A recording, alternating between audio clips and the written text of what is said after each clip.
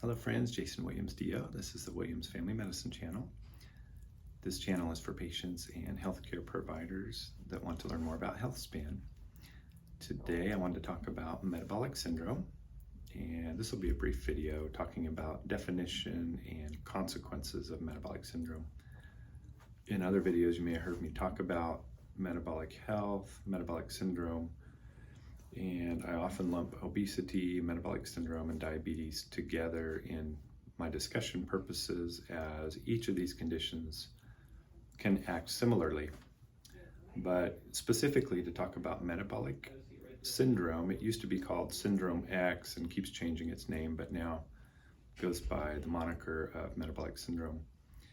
In order to qualify for metabolic syndrome, it's felt that you need to have at least 3 out of the 5 major criteria.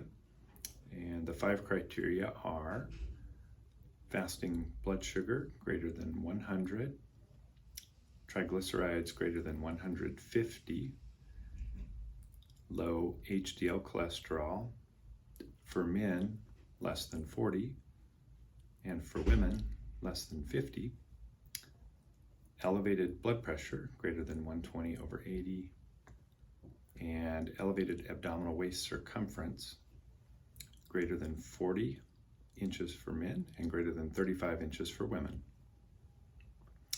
If you have at least 3 of these 5 criteria, then you could be labeled or diagnosed with metabolic syndrome. I think of metabolic syndrome as an indicator of your overall health, but don't focus on it as a syndrome that needs to be treated with specific medications, etc.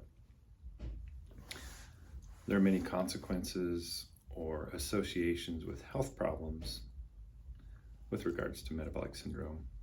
One can think of obesity, obviously, type 2 diabetes, obviously, but there are many others, including edema, headaches, asthma, Alzheimer's, dementia, high blood pressure, increased risk of cancer, increased inflammatory medical conditions, fatty liver disease, polycystic ovarian syndrome, low testosterone level, infertility, gallstones, acid reflux, sleep apnea, and there are many others. This is just a smattering of some of the health problems that seem to be associated.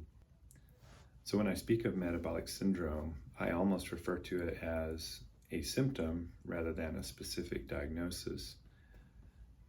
It's interesting when you consider all of these health conditions that I listed earlier, if they all have a single root cause and you can identify and modify the root cause, it's possible to either prevent or put some of these conditions in remission. That is the desire I have for my patients, and when I find that someone is at risk for this condition, I try to address root cause and express the importance of identifying and treating this. Statistically, in the United States, 1 in 2 or 1 in 3 people suffer from metabolic syndrome. Because of the high incidence of this condition, it seems like we should be putting great effort into trying to identify those at risk and helping modify their lifestyle to improve this condition. Metabolic syndrome is mostly treatable with lifestyle modification. For those patients that choose not to modify their lifestyle, unfortunately, they are at risk for poor quality of life and expression of many of these health problems that we listed earlier throughout their life. I hope this information is helpful and clarifies what metabolic syndrome is, and we'll discuss further how this plays out with patient care. This video contains medical information, and I'm a board-certified, fully licensed physician, but I'm not your doctor, and if I'm not your doctor, you need to speak with your own physician regarding any changes in your health. Stay tuned for next video. Thank you.